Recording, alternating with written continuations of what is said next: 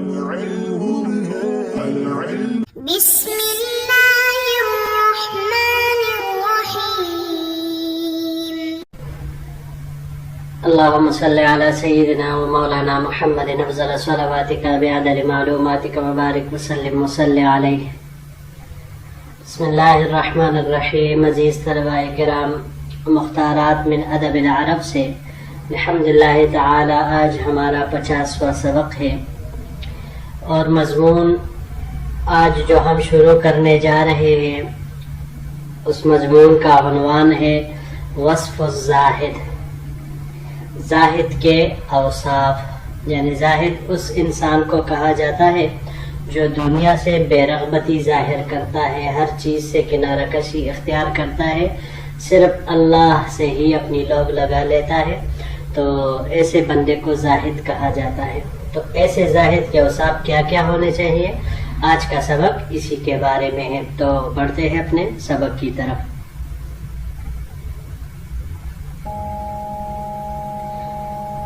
قال ابن السماک حين مات داود الطائی. یہ مضمون چونکہ علامہ ابن السماک رحمہ اللہ کا ہے، اور مضمون یہ بیان کر رہے ہیں حضرت داود الطائی رحمہ اللہ کے بارے میں، تو سب سے پہلے ہمیں ان دونوں کے بارے میں مختصر طور پر جاننے کی ضرورت ہے. تو علامہ ابن سماک رحمہ اللہ یہ کوفہ کے رہنے والے ایک بہت بڑے عابد، واعظ، شیریں گفتار شخصیت تھے. یہ اتنی بلند اور عظیم الشان شخصیت تھی کہ حضرت امام احمد ابن حنبل رحمہ اللہ اور ان جیسے دوسرے جلیل القدر ائمہ کرام نے ان سے روایات لی ہے اور ان کے ذریعے سے روایات بیان کرتے ہیں. علماء نے لکھا ہے کہ ہارون الرشید کے زمانے میں یہ بغداد آ گئے تھے، پھر کچھ عرصہ وہاں گزارنے کے بعد، یعنی کچھ عرصہ وہاں قیام کیا بغداد میں، پھر اس کے بعد واپس کوفہ چلے گئے، اور غالباً 183 ہجری میں ان کا انتقال کوفہ ہی میں ہوا ہے. تو یہ ان کا مضمون ہے. داود الطائی، پورا نام ان کا داود ابن نصیر الطائی ہے، اور ان کا شمار اپنے دور کے چند گنے چنے زاہدوں میں سے ہوتا ہے. انہوں نے تحصیل علم کے بعد گوشہ نشینی اختیار کی اور عبادت میں لگ گئے، اور اس طور پر دنیا سے بے رغبتی ظاہر کی کہ اپنے زمانے کے ایک طرح سے یکتا روزگار شخصیت کے طور پر ابھر کر سامنے آ گئے، اور خاص کر بادشاہ یا خلیفہ عمرا وغیرہ کی عطیہ سے، ان کے تحفے تحائف ہدایہ وغیرہ سے یہ بہت زیادہ کنارہ کشی وہ رکھتے تھے. اتنے بڑے بزرگ تھے کہ 40 سال تک انہوں نے روزے رکھے تھے، مگر خود ان کے اپنے گھر والوں کو پتہ نہیں چلا تھا کہ ان کا آج روزہ ہے یا نہیں ہے. اتنی بڑی ان کی شخصیت تھی. کہتے ہیں کہ ایک مرتبہ خلیفہ ہارون رشید کوفہ آئے. انہوں نے کچھ قراء حضرات کے نام لکھ لیے اور یہ حکم دیا کہ ان کو 200 درہم عطا کیے جائے، یعنی اپنی طرف سے ان کے لیے ہدیہ کے طور پر انہوں نے اس کا حکم دیا. ان میں سے ایک نام حضرت داود الطائی رحمہ اللہ کا تھا. جب ایک ایک کر کے ان کو یہ ہدایہ دینے لگے تو جب ان کا نام آیا داود الطائی رحمہ اللہ کا تو وہاں پر موجود ہی نہیں تھے. تو علامہ ابن سماک رحمہ اللہ جو وہاں پر موجود تھے، انہوں نے کہا کہ حضرت اس کو پتہ بھی نہیں ہوگا کہ آپ نے ان کا نام لکھا ہے یا آپ یہیں پر آئے ہیں، لہٰذا اگر آپ ہمیں اجازت دیں تو ہم یہ لے کر ان کے خدمت میں حاضر ہو جاتے ہیں. تو حضرت حماد ابن ابو حنیفہ اور علامہ ابن سماک رحمہ اللہ یہ دونوں حضرات 200 درہم لے کر امام داود الطائی رحمہ اللہ کی طرف روانہ ہوئے. راستے میں ابن سماک رحمہ اللہ نے حماد ابن ابو حنیفہ سے کہا کہ دنیا کی چمک اور ان دراہم کی اپنی ایک کشش ہوتی ہے، لہٰذا ہم ان کو اس کے سامنے پھیلا دیں گے. تو پھر دیکھتے ہیں کہ کیسے انسان کی کیا حالت اور حیت ہوگی کہ جب جس کے پاس کچھ نہ ہو اور اس کے سامنے اچانک 200 درہم آ جائے. تو لہٰذا ہم اس کا نظارہ کریں گے. یہ حضرت جب وہاں پہنچے اور ان کے سامنے بیٹھ گئے، ان سے دعا سلام کے بعد پھر وہ دراہم جیسے ہی ان کے سامنے رکھے تو انہوں نے کہا کہ بھائی اس طرح تو بچوں کے ساتھ کیا جاتا ہے اور میں یہ درہم نہیں لیتا. لہٰذا وہ دراہم انہوں نے قبول کرنے سے انکار کر دیے. ان کے بارے میں علماء فرماتے ہیں کہ اگر پچھلی امتوں میں سے ہوتے، امام داؤد الطائی رحمہ اللہ، تو خاص کر یہ محارب ابن دثار رحمہ اللہ کا قول ہے کہ اگر یہ پچھلے امتوں میں سے ہوتے تو اللہ تعالیٰ ان کے قصے اپنے کتاب میں بیان فرما دیتے. یعنی ہو سکتا ہے قرآن میں بھی ان کا ذکر آ جاتا ہے، اتنے بڑے یہ زاہد گزرے ہیں. ان کے وفات کے بارے میں 2 قول ہیں. پہلا قول 160 ہجری کا ہے، جبکہ دوسرا قول 165 ہجری کا ہے کہ اس میں انہوں نے وفات پائی ہے. تو بہرحال یہ انہی کے وفات کے اوپر علامہ ابن سماک رحمہ اللہ نے لوگوں کو یہ ایک تقریر اور خطاب فرمائی ہے، تو یہ یہاں پر پیش کیا جا رہا ہے. قال ابن سماک حين مات داود الطائی، ابن سماک رحمہ اللہ نے فرمایا جس وقت داود الطائی رحمہ اللہ وفات پا گئے، یا ایها الناس ان اہل الدنیا تعجلوا غموم القلب وہموم النفس وتعب الابدان مع شدت الحساب. کہ اے لوگو، دنیا دار شدت حساب کے باوجود دل کے غموں اور جسمانی تھکاوٹوں میں جلدی کر گئے ہیں. فالرغبت متعبۃ لأہلہا فی الدنیا والآخرہ.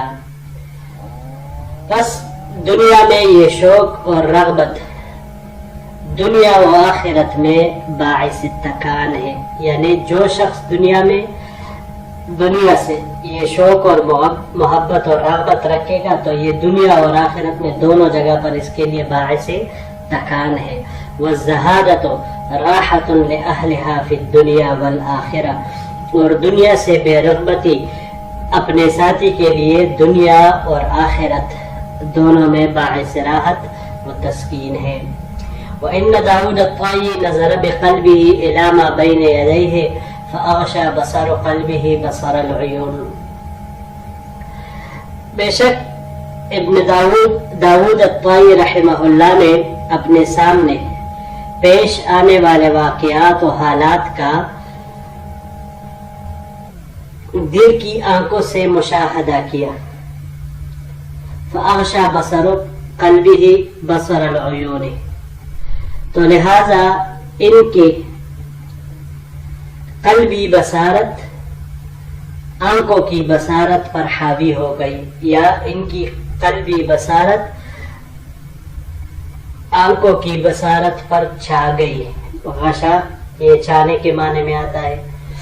فَكَأَنَّهُ لَمْ يَبْصُرْ مَا إِلَيْهِ تَنظُرُونَ وَكَأَنَّكُمْ لَا تُبْصِرُونَ مَا إِلَيْهِ يَنظُرُونَ.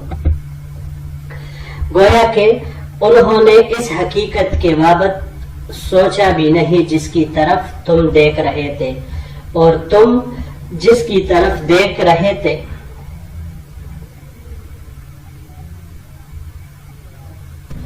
اور تم جس کی طرف دیکھ بھی نہیں رہے تھے وہ حقیقت ان کے سامنے آیا تھی. فَأَنْتُمْ مِنْهُ تُعْجِبُونَ وَهُوَ مِنْكُمْ يَتَعَجَّبُ. تم لوگ ان سے تعجب کرتے تھے اور وہ تم سے متعجب تھے. فَلَمَّا نَظَرَ إِلَيْكُمْ رَاغِبِينَ مَغْرُورِينَ قَدْ ذَهَبَتْ عَلَى الدُّنْيَا عُقُولُكُمْ. بس جب انہوں نے تمہیں اس حال میں دیکھا کہ تمہارے رنگین مزاج اور مغرور شخصیت ایسی ہے کہ تمہاری عقلیں دنیا پر فریفتہ ہو چکی ہے. وَمَاتَتْ مِنْ حُبِّهَا قُلُوبُكُمْ. اور دنیا کی محبت میں تمہارے دل مر چکے ہیں. وَعَشَّقَتْهَا أَنفُسَكُمْ. اور اس کے یعنی دنیا کے تم عاشق ہو گئے ہو.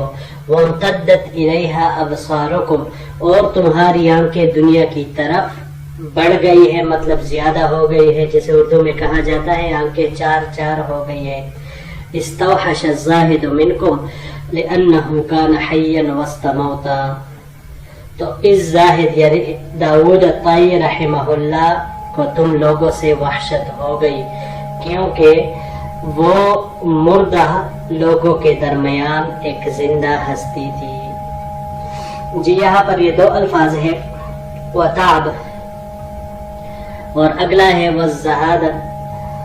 وتعب الابدان، تعب یہ باب سمع سے یہاں پر استعمال ہوا ہے تعبن، تکنے کے معنی میں، مشقت میں پڑھنے کے معنی میں یہ آتا ہے. اس کے علاوہ باب افعال سے اتعابن اس کا مصدر آتا ہے تکانے کے معنی میں. الزہادۃ زہد سے ہے زہادہ. باب سمعا اور فتح سے زہادتن زہدن، بے رغبتی کر کے کسی چیز کو چھوڑنا، دنیا کو چھوڑنا، مال کو چھوڑنا، اس معنی میں یہ آتا ہے. اور اگر باب فتح سے زہدن مصدر اس کا آئے تو زہدن معنی ہوگا پلوں کا اندازہ لگانا. باب تفاعل سے تزہدن، تزہد تزہد تزہدن، عبادت کے لیے دنیا کو چھوڑ دینا، کہ انسان اللہ کی عبادت کے لیے دنیا کو ترک کرے.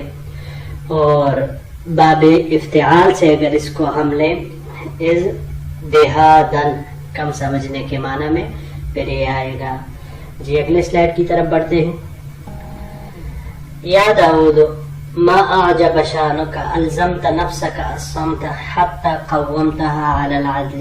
اے داؤد کیا ہی نرالی شان ہے آپ کی، اپنے نفس کے اوپر آپ نے خاموشی کو لازم کیا، یہاں تک کہ آپ نے اس کو عدل اور انصاف پر کھڑا کیا. اہنتہا وانما ترید کرامتہا، اپنے نفس کی توہین کی مگر حقیقت میں آپ اس کی تکریم چاہتے تھے. وَأَذْلَلْتَهَا، اور اس کو ذلیل کیا. وَإِنَّمَا تُرِيدُ إِعْزَازَهَا، مگر در حقیقت اس کی تکریم یا اس کی عزت چاہتے تھے. وَوَضَعْتَهَا، آپ نے اس کو گرا دیا. وَإِنَّمَا تُرِيدُ تَشْرِيفَهَا، مگر آپ کو اس کی تشریف و تکریم مطلوب تھی.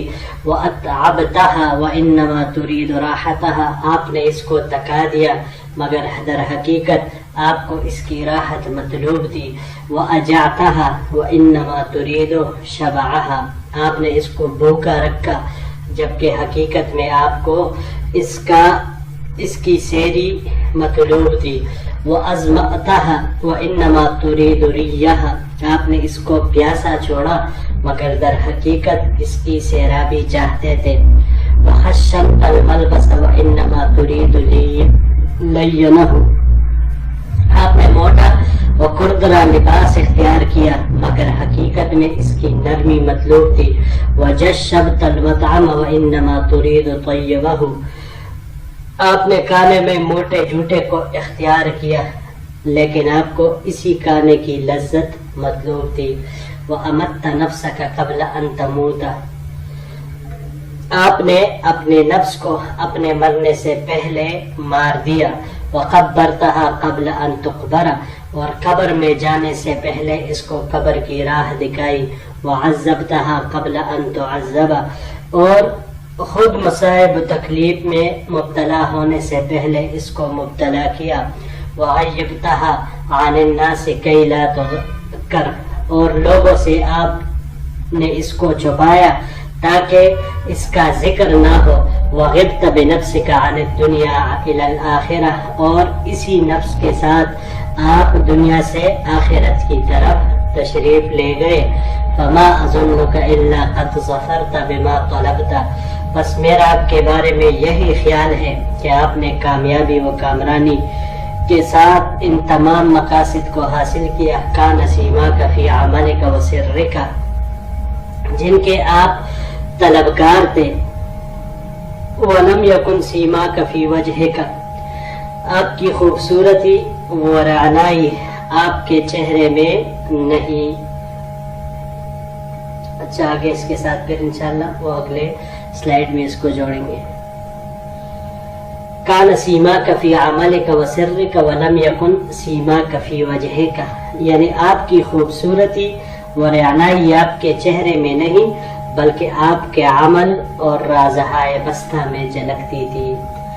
اچھا جی، پہلا لفظ یہاں پہ وخشنتا، خشنتا خشنہ سے ہے، خشنتن خوشنتن یا خشانتن باب کرما سے یہاں یہ استعمال ہوا ہے، سخت اور کھردرا ہونا، ایسی کو اس کو کہا جاتا ہے کہ لباس میں ایسے لباس کو اختیار کرے جو بالکل ٹاٹ جیسی کہتے ہیں نا، تو اس جیسا بالکل سخت اور کھردرا۔ اور باب تفعیل سے اگر اس کو ہم لے تخشینن تو یہی سخت اور کھردرا بنانے کے معنی میں آئے گا۔ وجشبت، جشبت باب سمعہ سے جشبن اور فتحہ سے بھی یہی آتا ہے، اور اس کے علاوہ جشابتن موٹا اور بدمزہ ہونا، یا وہ خوراک جو غیر مناسب ہو، بدغذا ہو، اسے کہا جاتا ہے جشب۔ جی اگلے سلائیڈ کی طرف بڑھتے ہیں۔ فقمت فی دینک ثم ترکت الناس یفتون، آپ نے دین میں فقاہت حاصل کی اور پھر لوگوں کو فتویٰ دینے کے لیے چھوڑ دیا۔ وسمعت الاحادیث ثم ترکت الناس یحدثون ویروون، آپ نے احادیث سنی اور لوگوں کو پھر احادیث سنانے اور روایت کرنے کے لیے چھوڑ دیا۔ وخرست عن القول وترکت الناس ينطقون، آپ نے گفتگو سے منہ پھیر لیا اور لوگوں کو گفتگو کے لیے کھلا چھوڑ دیا۔ لا تحسد الاخیار ولا تعیب الاشرار، نیک و باکردار حضرات آپ کے لیے باعث حسد تھے اور نہیں برے یعنی بیکار قسم کے شریر قسم کے لوگوں کے لیے آپ عیب جو تھے۔ ولا تقبل من السلطان عطیۃ، آپ نے کبھی کسی بادشاہ کا عطیہ گوارا کیا، ولا من الاخوان ہدیۃ، اور نہ کبھی کسی بھائی سے یعنی کسی مسلمان سے ہدیہ لیا۔ آنس ما تکون اذا کنت باللہ خالیا، اللہ جل شانہ کے ساتھ خلوت آپ کے لیے شدید انسیت کا باعث تھی۔ وأوحش ما تكون إذا كنت مع الناس جالسا، جبکہ لوگوں کے ساتھ آپ کی مجلس اور آپ کا بیٹھنا آپ کے لیے نہایت ہی وحشتناکی کا باعث تھا۔ فأوحش ما تكون آنس ما يكون الناس وآنس ما تكون أوحش ما يكون الناس، جو حالت آپ کے لیے شدید وحشت کا باعث تھی وہی حالت لوگوں کے لیے شدید انسیت کا سرچشمہ تھی۔ وآنس ما تكون اوحش ما يكون الناس، اور جو حالت آپ کے لیے تشفی و سکون کا باعث تھی وہ عام لوگوں کے لیے باعث وحشت و کلفت تھی۔ جاوزت حد المسافرین فی اسفارہم، آپ نے مسافروں کی اس حالت میں جو سفر میں ان کی ہوتی ہے اس سے تجاوز کیا۔ وجاوزت حد المسجونین فی سجونہم، اور آپ قیدیوں کی اس حالت سے جو جیلوں میں ان کی ہوتی ہے اس سے بھی تجاوز کر گئے۔ جی یہاں پر ایک ہی لفظ ہے خرستہ۔ خرستہ یہ باب سمعہ سے یہاں پر استعمال ہوا ہے، خرسن کے معنی میں، خرسن را کے فتحہ کے ساتھ۔ یہاں پر یہ یاد رکھے کہ جب اس کے صلہ میں آنا جائے جیسے یہاں پر، تو منہ پھیرنا اعراض کرنے کے معنی میں پھر یہ آتا ہے۔ اور اگر اس کو باب افعال سے لیا جائے اخرس یخرس اخراسن، تو اخراسن مصدر اس کا پھر آئے گا گونگا بنانے کے معنی میں۔ جی تو یہی تک ہمارا آج کا درس تھا۔ انشاءاللہ العزیز اس سبق کا اگلا حصہ آخری ہوگا، تو اس میں پھر آپ سے ملاقات ہوگی۔ السلام علیکم ورحمۃ اللہ وبرکاتہ۔